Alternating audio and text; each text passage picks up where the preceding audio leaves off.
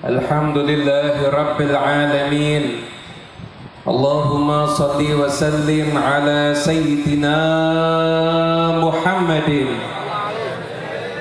مفتاح باب رحمة الله عدد ما في علم الله صلاة وسلاما دائمين بدوام ملك الله وعلى آله وصحبه ومن والاه ومن تبع سنته واقتدى بهداه إلى يوم لقاء الله. أما بعد. السلام عليكم ورحمة الله وبركاته. Waalaikumsalam warahmatullahi wabarakatuh. Yang sama-sama kita hormati dan kita muliakan guru kita semua, orang tua kita semua, Al-Habib Bagir bin Ahmad Al-Attas dari Pekalongan. Semoga Allah Ta'ala panjangkan usia beliau fisihhatin wa afiyah. Dan juga Al-Habib Abdullah Al-Masyhur, dan juga dari Al-Habib Umar bin Abdurrahman bin Ahmad As-Segaf, dan juga para habaib yang lainnya, para kiai, khususnya sahibul hajat itu Al-Ustadz Hasan Syafi'i dan keluarga besar dari almarhum ila rahmatillahil hayyil qayyum Guru Hadi, dan semua yang hadir pada pertemuan yang penuh dengan berkah ini. Semoga semua yang hadir insya Allah hajatnya kabul. Sedang sakit Allah Ta'ala angkat semua penyakitnya. Allah Ta'ala turunkan berkah untuk kita semuanya. Diberikan kepada kita semuanya kesehatan zahiran wa batinan. Amin ya rabbal amin. Hadirin yang dimuliakan Allah Ta'ala, alhamdulillah kita mendengarkan untayan mutiara yang sangat indah yang tadi telah disampaikan oleh Habib Abdullah Al-Masyhur dan diterjemahkan oleh Habib Ahmad bin Sumit. Kita semuanya berkumpul di sini karena Nabi Muhammad SAW. Majlis ini bukan diadakan karena fulan atau karena siapapun, tapi majlis ini diadakan untuk tempat berkumpulnya orang-orang yang cinta dengan Nabi Muhammad. Maka satu frekuensi cinta itu mengumpulkan kita semuanya di sini. Dan kita berharap sebagaimana frekuensi cinta kita sama Nabi telah mengumpulkan kita di sini, kita pulang dari sini kita bukan cuma mencintai Nabi tapi juga dicintai sama Nabi insyaallah. Amin ya rabbal alamin. Cinta Nabi itu mahal. Orang tiap hari dia ketemu Nabi belum tentu cinta sama Nabi. Dulu orang-orang Mekah itu sempat dia itu protes. Sampai protesnya ini diabadikan oleh Allah Ta'ala di dalam Al-Quran. Wa qalu laula nuzzila hadzal Qur'anu ala rajulin minal qaryataini 'azim. Mereka di antara protesnya, mereka mengatakan, kenapa Quran itu tidak diturunkan kepada orang hebat dari dua kota yang suci? Maka orang-orang di saat itu mereka mengatakan, kalau memang ada yang menjadi utusan Allah, itu pantasnya orang yang mereka anggap hebat. Siapa orang yang mereka anggap hebat? Orang yang mereka anggap hebat itu dari dua qaryatan itu yang dimaksud adalah Mekah dan juga Taif. Yang dimaksud di Mekah adalah Al-Walid bin Mughirah, dan yang dimaksud di Taif adalah Urwah bin Mas'ud Al-Thaqafi. Mereka protes, kok ke Nabi Muhammad, kok enggak ke Al-Walid bin Mughirah, duitnya lebih banyak. Kalau zaman sekarang subscribernya lebih banyak, followersnya lebih banyak, kok kenapa kok kepada Muhammad? Kenapa juga kok enggak kepada Urwah bin Mas'ud Al-Thaqafi, orang yang juga tokoh, duit banyak, pengikut banyak? Kenapa? Jadi mereka itu protes, kenapa kok yang dipilih jadi Rasul itu Nabi Muhammad SAW? Artinya mereka yang udah kenal Nabi, mereka nggak punya celah untuk bisa mengkritik Nabi Mereka itu masih mempertanyakan kenapa kok nggak tokoh-tokoh mereka itu yang diangkat sebagai nabi dan rasul. Cinta nabi itu mal, yang tiap hari ketemu nabi aja belum tentu cinta. Walhamdulillah kita semua walaupun kita nggak hidup sesama dengan nabi, tapi kita semua beriman dan cinta pada Nabi Muhammad. Kita semua jadi orang-orang yang beruntung insya Allah. Amin ya rabbal alamin. Padahal kalau orang Mekah itu mau lihat, orang itu Mekah mau memperhatikan aja, nggak ada orang yang sesempurna Nabi Muhammad. Manusia itu nggak mungkin sempurna. Manusia nggak mungkin sempurna. Makanya kalau Anda yang nih, terutama yang anak-anak muda ini, yang cari jodoh, kalau cari jodoh nunggu yang sempurna sampai mati nggak akan nikah. Kenapa? Karena nggak akan ada orang yang sempurna. Tapi yang sempurna itu cuma Rasulullah Sallallahu Alaihi Wasallam. Ketika Habib Abdullah bin Alwi Haddad, dan syairnya cukup panjang, beliau menyebutkan kelebihan dari para nabi. Nabi ini kelebihannya begini, Nabi Ibrahim, Nabi ini, Nabi ini, Nabi ini, Nabi ini, Nabi ini, sampai ketika menyebutkan tentang Nabi Muhammad, beliau mengatakan waqad jama'al asrara wal amra kullahu Muhammadun mab'utsu lil khalqi rahmatan. Dan sungguh semua rahasia kehebatan dari semua para nabi, dari semua makhluk, semua kehebatan mereka semua terkumpul dalam sosok Nabi Muhammad sallallahu alaihi wasallam, seseorang yang Allah utus sebagai rahmat untuk semua makhluknya. Bihi khataman nabiyyuna wabtada falillahi min khatmin bihi wa bidayati. Dengan Nabi Muhammad Allah Ta'ala menutup para nabi, tapi jangan salah, Allah Ta'ala membuka para nabi juga dengan Nabi Muhammad. Maka segala puji milik Allah lah yang betapa indah menutup para nabi dan juga membuka para nabi dengan Nabi Muhammad Sallallahu Alaihi Wasallam. Dikatakan itu Nabi SAW itu adalah nabi yang pertama kali di dalam penciptaan, tapi wa akhirahum fil ba'ts. Kuntu awal nabiyina fil khalqi wa akhirahum fil ba'ts. Kama qala, aku ini nabi yang pertama kali diciptakan. Nabi pernah ditanya, mata wajabat laka nubuwah ya Rasulullah, kapan kau ini sudah ditahbiskan kau ini akan menjadi seorang nabi, calon nabi? Maka Nabi menjawab, wa Adam bainar ruh wal jasad.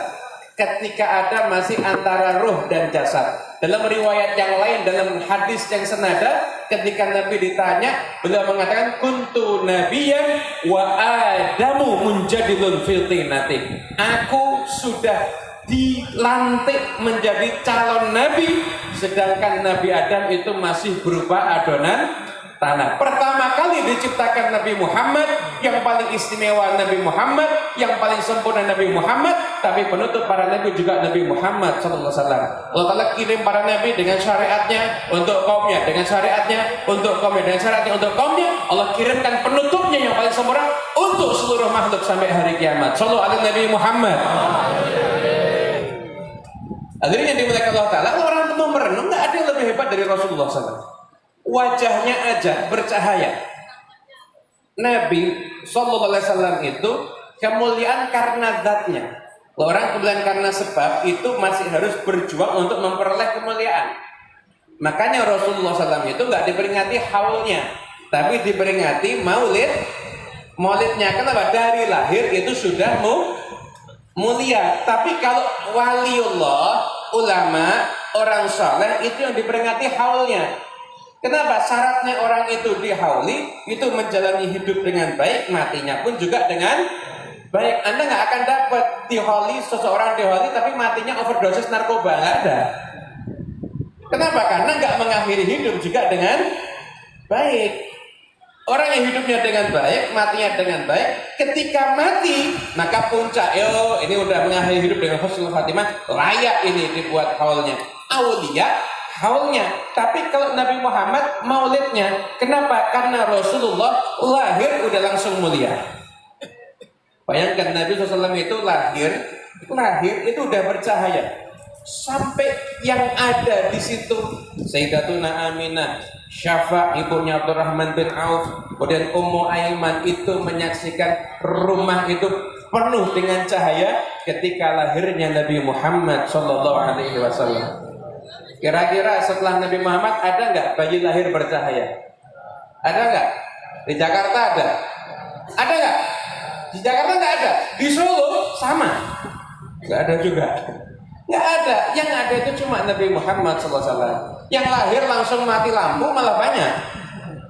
Malah tambah gelap, bukan tambah terang.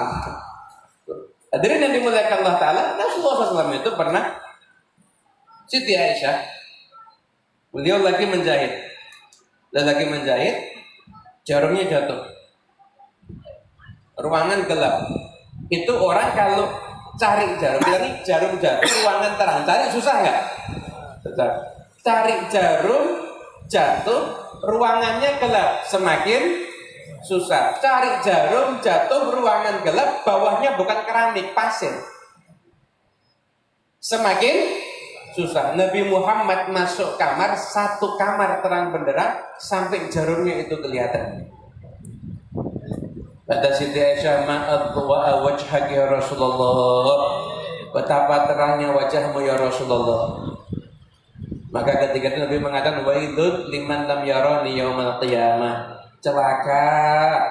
Celaka orang yang nggak bisa lihat aku nanti di hari kiamat. Sampai nggak bisa lihat engkau di hari kiamat ya Rasulullah? Orang yang kikir, orang yang pelit. Pelit yang bagaimana? Orang pelit itu kalau disebut namaku, sholawat aja nggak mau. Sholawat ala Nabi Muhammad. Alhamdulillah nggak ada yang pelit semuanya ini. Calon-calon lihat Nabi semua, insya Allah. Hadirin yang dimuliakan, wajahnya itu bercahaya. Orang di waktu itu termasuk pemandangan yang paling mengasihkan itu lihat rembulan. Karena kalau lihat gunung, gunungnya batu. Kalau kita kan ke puncak, gunungnya masih hijau-hijauan, ya kan? Sana lihat gunung, gunungnya batu. Maka kalau lihat bulan purnama itu paling mengasihkan. Tapi setelah mereka mengenal Nabi Muhammad, tidak ada yang lebih indah dibandingkan memandang wajahnya Nabi Muhammad.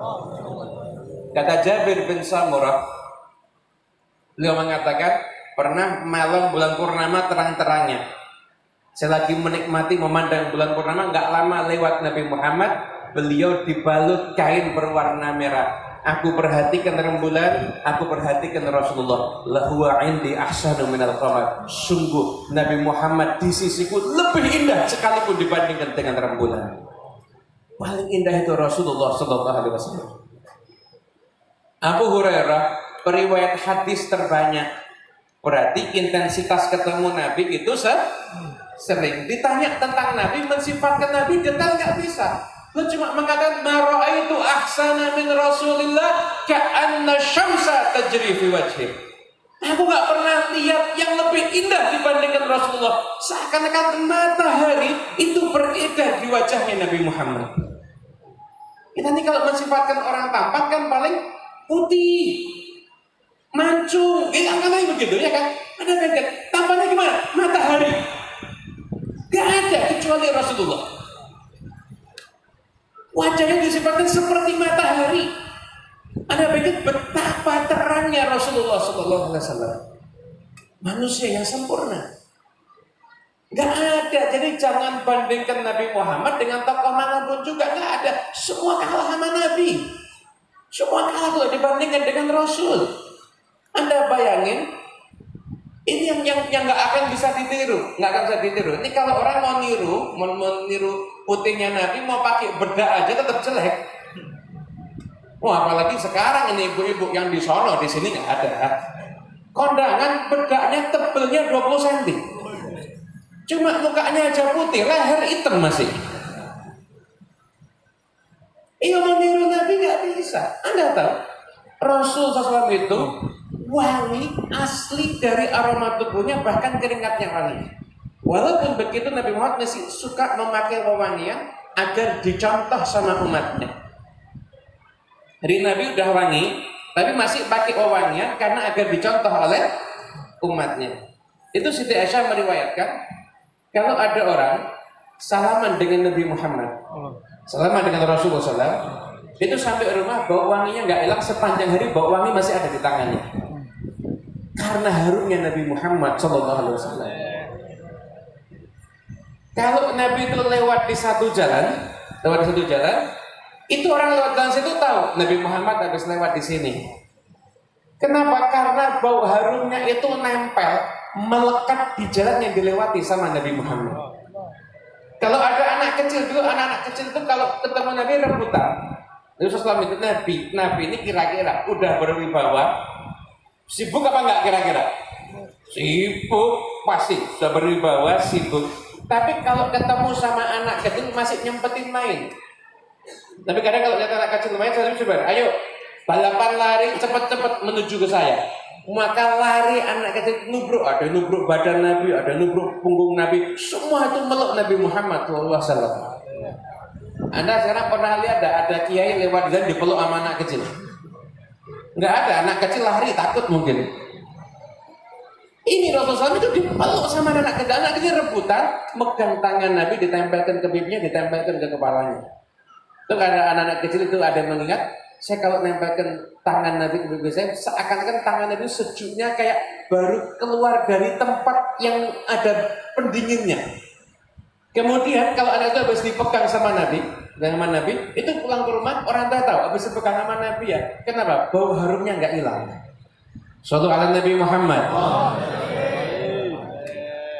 Pernah ada satu orang, dia itu mau menikahkan putrinya, sehingga ketika itu datang kepada Nabi dan Nabi mengatakan disiapkan sama Nabi, termasuk diantaranya Nabi mau memberikan wewangian. Maka orang itu bilang sama Nabi, kamu kesini bawa botol. Sini bawa botol. Orang itu datang bawa botol, diambilkan keringatnya Nabi Muhammad, dimasukkan ke botol itu. Kata Nabi, kamu nanti wangi-wangiannya pakai yang ini.